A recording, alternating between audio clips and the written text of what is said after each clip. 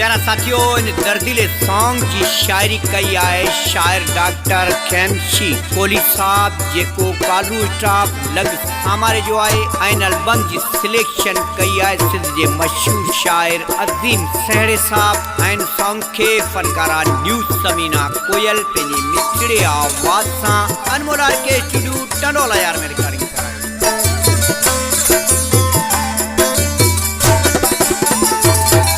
लिखी हुआ चिट्ठिया